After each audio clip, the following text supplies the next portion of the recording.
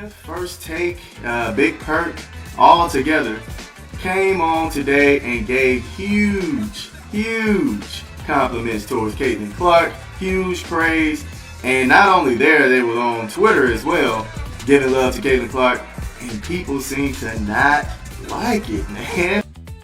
At Thanksgiving dinner, Stephen A. Smith just blew up like your uncle, except this time it wasn't over LeBron or the Cowboys. Rather, it was about Caitlin Clark potentially winning MVP as a rookie.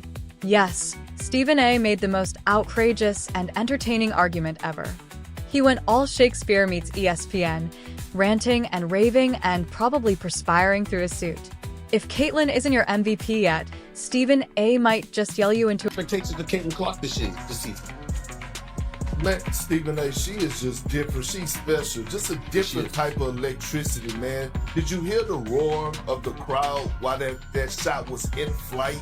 Like, I'm expecting big things from her, especially MVP type conversation things. Stephen A. Smith is loud, passionate, and sensitive to stillness. But when he suddenly launches into a monologue, it's more of an audio earthquake than a discussion.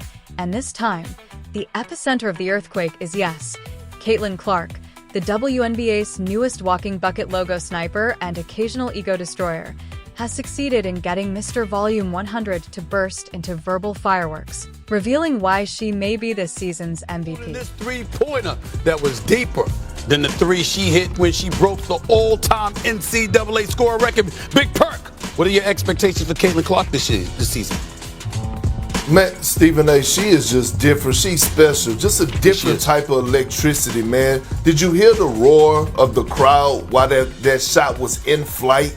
Like, I'm expecting big things from her, especially MVP type conversation things. Like, I think she's ready. She know it's her second year. She know what type of physicality it's gonna take. Look like she's always in great shape, never afraid of the moment.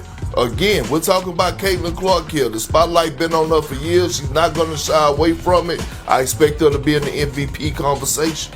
Well, let's remember this. Last year, in her rookie campaign, it was immediately after she had gone to the national championship game in the NCAA tournament, and then less than 2 months later, she's got a WNBA season where she started and played all 40 games, finished as a unanimous Rookie of the Year, all WNBA first team, finished fourth in league MVP voting, and then I'm looking at the regular.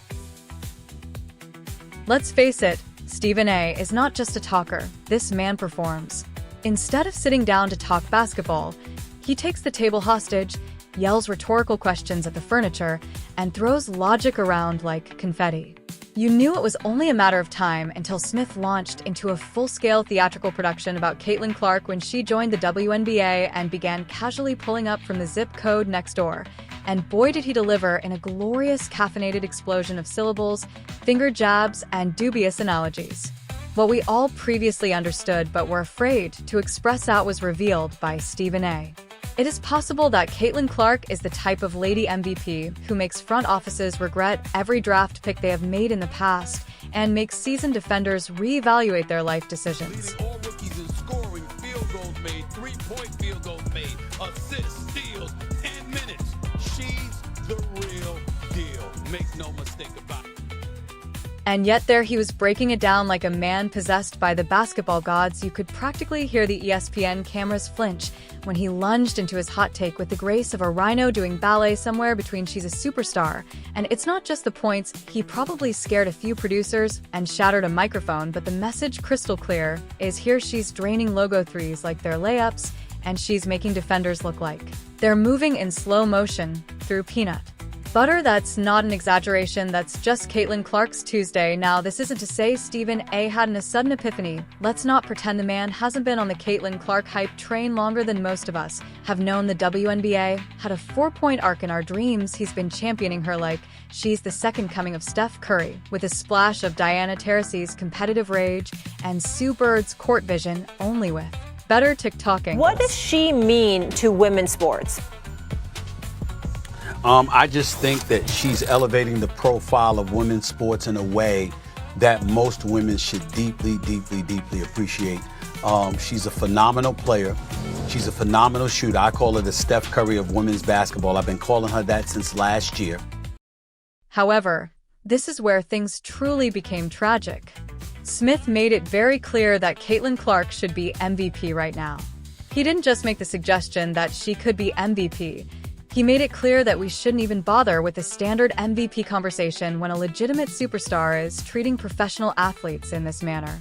It wasn't just a suggestion, though. It was a bold declaration that reverberated through the airwaves with the kind of authority you'd expect from someone who has watched every sport in history and knows what greatness looks like. Smith's remarks, which seemed to suggest, forget waiting, look at what's happening here, nearly threw the discourse onto a different plane. The connotation was obvious. It seemed as though millions of screens were suddenly illuminated with a kind of ferocious passion typically reserved for playoff games and political showdowns. Caitlin Clark didn't just show up to compete. She came to reshape the game and force people to rethink what it means to dominate at this level. Suddenly, the MVP debate wasn't just an abstract, debatable idea for sports nerds. It became a full-blown televised manifesto. You want to promote the sport. You put that girl up in there, and people were appalled at that notion. That was the subject. Why stop at MVP? Sincerely, that may be understating it. Let's pause to fully comprehend the utter ridiculousness that is. Not only is Caitlin Clark's rookie season off to a great start, but it's also a statistical fever dream, with data experts pacing back and forth in a corner, mumbling about true shooting percentages and efficiency ratings. She's grabbing rebounds like she's holding magnets, dishing out assists with the dexterity of a surgeon, and scoring points like she's farming VC in a video game. Not to mention that she has broken ankles. Because of her crossover, so many defenders now have lifetime appointments with physical therapists. She's acting disrespectfully, coming up from the parking lot like it's her inheritance, and playing the game like she has cheat codes enabled. Her poise under duress makes you believe that she was created in a top-secret government facility that aims to produce the ideal basketball player. Steph Curry, Diana Taurasi, and the heartless murderer, the type of rookie campaign that rewrites the rules and raises expectations, is what we're seeing. What's crazy is you had Monica McNutt, Andrea, Shanae, all on the panel right before the game, and they had a graphic, an interesting graphic that popped up, showing that Caitlin Clark had the best odds to win the MVP this year. Not only is Caitlin Clark a rising star, but she's the kind of force that makes you wonder if the WNBA secretly decided to introduce a generational cheat code into the league to shake things up. She's redefining what a rookie should look like. Most rookies are expected to struggle a little, maybe get lost in a few defensive rotations, or even be benched after a brutal 2 for 111 shooting night. But Caitlin shows up, drops 30 hits, a buzzer beater, and proceeds to sign autographs for sobbing kids while also undermining defensive schemes created by grown adults with mortgages. When Stephen A. saw this, he exploded as Stephen A. always does. But let's not overlook the true greatness of the moment. It wasn't just that he was complimenting her.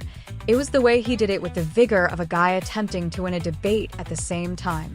Prepare a Thanksgiving meal and lead a gospel choir at a volume that is around 3 octaves above normal. At one point, you may think he was going to levitate. Let's start with our 2025 WNBA MVP, and that has to go to the one and only Caitlin Clark. You can say I'm glazing, you can say I'm hyping her up too much, but I truly think that this second year for Caitlin Clark is going to be like nothing we have ever seen. Afterward, the parallels were unavoidable because, let's be honest, Stephen A. Smith can't go 5 minutes without bringing up some legendary name as if it were a reflex, and he couldn't control magic. Johnson, Larry Bird. Michael Jordan, the sacred trinity of basketball illusions. Stephen, you could practically hear him mentally counting the stars as he reeled off the names of basketball legends from every era as he sped through them like a speeder going through NBA 2K My Team's cards in an attempt to get the ideal lineup. But here's the thing, Caitlin Clark didn't require any of that. She wasn't trying to follow in someone else's footsteps or mold. She wasn't trying to live up to some mythical standard. She's not the next anybody, no. She's the first. Caitlin Clark, and that's more than enough.